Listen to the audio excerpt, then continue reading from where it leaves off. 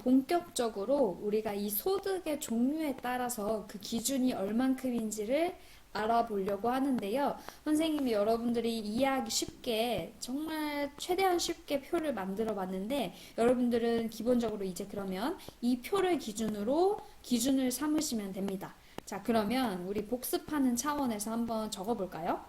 우리 여기 이제 소득의 종류가 이제 이렇게 있는데 자, 그러면 저번에 했던 순서대로 가봅시다. 자, 우리 일단 근로를 제공하고 받는 소득을 우리가 무슨 소득이라고 했어요? 네, 근로소득이라고 얘기했고요. 그리고 두 번째, 연금 받는 거 소득 있다 그랬죠? 그래서 연금소득. 또 뭐가 있을까요? 아무것도 해당이 안 되는 거. 기타 소득. 그리고 이제 금융소득이라고 얘기했습니다. 우리가 두 가지를 금융소득이라고 했는데 은행에다가 돈 넣어놓고 뭐 받는 거. 그거 뭐라 그래요? 그쵸? 이자소득. 그리고 주주. 주주는 주식회사로부터 분기나 아니면 반년별로 뭘 받아요?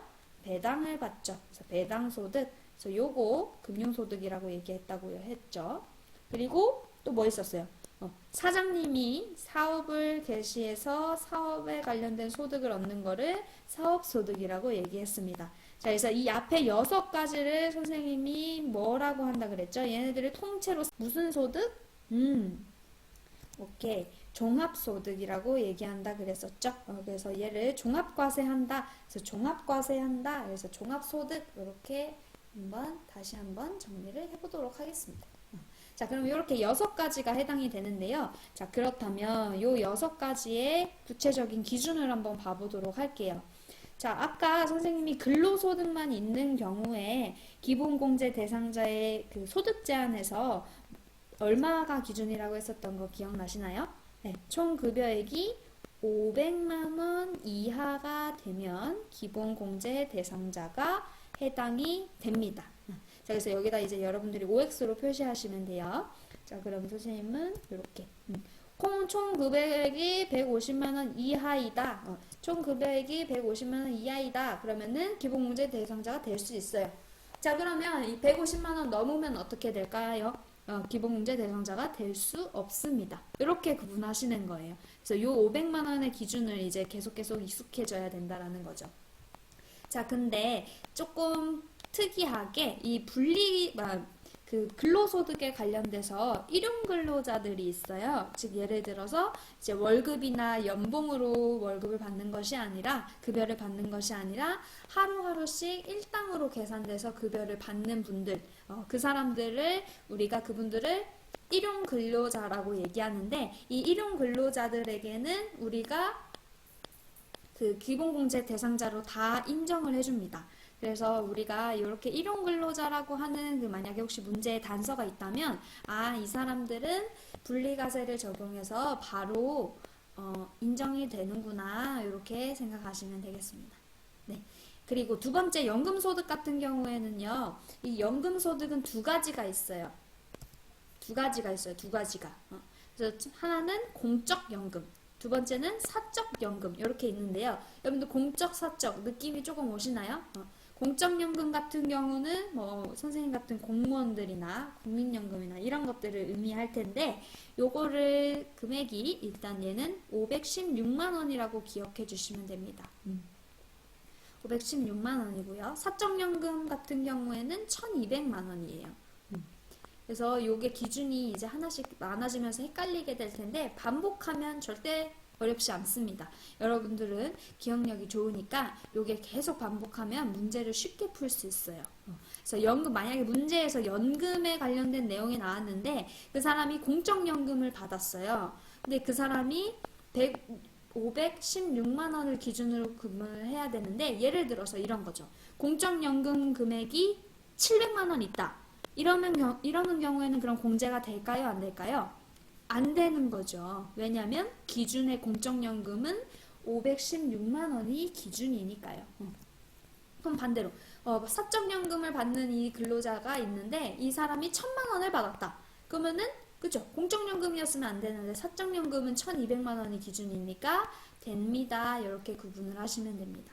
자, 세 번째 기타 소득 보겠습니다. 기타 소득 같은 경우에는 우리가 기억을 해두셔야, 여러분들이 표시해 두셔야 되는 부분이 총 수익 금액의 필요 경비를 공제하는 게 기타 소득의 특징이에요. 앞에 근로소득이나 연금소득 할 때는 선생님이 이런 얘기 안 했는데, 이 기타 소득 같은 경우에는 필요 경비를 공제합니다. 일반적으로 뭐 60%, 90%, 80% 하는데 문제에 많이 나오는 게 이 강연료나 원고료라는 말이 나오거든요. 즉 뭐 원작자가 원고료를 쓰고 돈을 받았다, 뭐 강연을 해주고 돈을 받았다라고 하면 60%를 인정을 해주는 거예요. 예를 들어서 이렇게 한번 하면 여러분들의 이해가 조금 쉬워질 수 있을 것 같은데, 내가 강연을 해가지고 뭐 다른 일 하는 사람인데 강연을 해가지고 100원을 벌었어요. 100원을 벌었어요. 자, 그러면 원래 이 100원 인정해가지고 이제 기준에 맞냐 안 맞냐를 구분을 하는데, 이 기타 소득 같은 경우에는 이 100원에서 필요공제를 인정한다는 겁니다. 그러면요, 여러분들 한번 계산해 볼까요? 이 100원에서 아까 강연료는 얼마라 그랬지? 60%를 인정해 준다 그랬잖아요. 그러면 60% 곱해요. 그럼 보통 그러면은 60원이죠? 그럼 60원을 빼주면 결과적으로 얼마? 40원이라는 거죠. 그러면 이 기준 금액이 40원이 돼서 이 40원이 해당이 되냐 안 되냐를 구분하는 거예요. 앞에 연금소득이나 기타 소득 같은 경우는 이런 걸 안 했는데, 이 강연료나 아니면 다양한 기타 소득의 경우에는 이렇게 필요 경비를 인정해주는 절차가 필요한다라는 겁니다. 자, 그러면 선생님, 이 기타 소득의 기준은 얼마인가요? 라고 하면 300만 원입니다. 그래서 300만 원 이하면 우리가 기본공제 대상자의 소득의 구분이 된다라고 표시를 하는 거죠. 자, 그러면 요거는 지금 뭐 선생님이 단위를 확 줄였지만 아무튼 40원이면 된다 안 된다? 된다. 300만 원 이하니까 된다. 이렇게 보시면 되겠습니다. 근데 이렇게 다 공제를 해가지고 계산을 했는데 만약에 얘가 막 500만 원이 나왔어. 그러면 어떻게 될까요? 공제 대상자의 소득에 해당이 될 수 있을까요? 안 된다는 거죠. 그래서 이렇게 300만 원을 기준으로 하는 것까지 표시를 잘 머릿속에 기억해 두시면 되겠습니다. 그러면 다음 우리가 금융소득이라고 선생님이 얘기했었죠. 요 두 개를 우리가 금융소득이라고 얘기했었어요. 이 금융소득에는 이자와 배당소득이 해당이 되는데요. 얘네들은 필요경비를 인정하지 않습니다. 얘랑 비교해서 알아두시면 되겠네요. 필요경비 인정하지 않습니다. 자, 그럼 얘 기준은 얼마인가요, 선생님? 얘는 기준이 2천만 원입니다. 금액이 올라갔죠? 2천만 원이에요. 2천만 원. 그래서 2천만 원 이하면은 가능하고 2천만 원 이상이 되면 기본공제 대상자에 해당이 되게 어려워지는 겁니다. 자, 그래서 여기 가로 속에는 2천만 원 이렇게 써주면 되겠는데요. 자, 그러면 여러분들 아까 여기 잠깐 선생님 지웠는데 이 기타 소득에는 기준이 300만 원이었죠? 자, 그러면 우리 저번 영상에서 배웠던 내용으로 한번 잠깐 들어가 볼게요. 선생님이 여러 가지 과세 방법들을 설명하면서 일단은 뭐 여기 방금 나와 있었던 종합과세라고 하는 거 한번 설명했었고요. 6가지를 합쳐서 과세하는 거. 그리고 이 종합과세와 별도로 아까 퇴직소득과 양도소득은 어떻게 한다? 분류해서 과세한다. 그래서 그걸 분류과세라고 얘기했습니다. 그리고 마지막으로 선생님이 어떤 거에 대해서는 분리과세한다 이렇게 얘기했었어요. 자, 그래서 선생님이 이 분리과세를 뭐라 그랬냐면 우리가 원천징수 하는데 이 원천징수를 끝으로 과세 의무가 종결되는 거, 간단하게 종결되는 거를 우리가 분리과세한다 이렇게 얘기한다고 얘기했거든요. 자, 그러면 이게 여기에 나옵니다. 자, 여기 선생님이 써놓은 거 선택적 분리과세, 선택적 분리과세, 분리과세라는 말 여기 보이시죠? 다른 거에는 아무 내용이 없습니다. 근데 이 기타 소득과 금융소득에 대해서는 선택적 분리과세라는 말이 나와요. 즉 문제에서 300만 원 이하의 기타 소득이나 2천만 원 이하의 금융소득이 나온다면 이 납세 의무자가 선택을 할 수 있는 거예요. 이렇게 바로 원천징수를 통해서 납세 의무를 종결시킬 수 있는 권한이 생기는 거죠.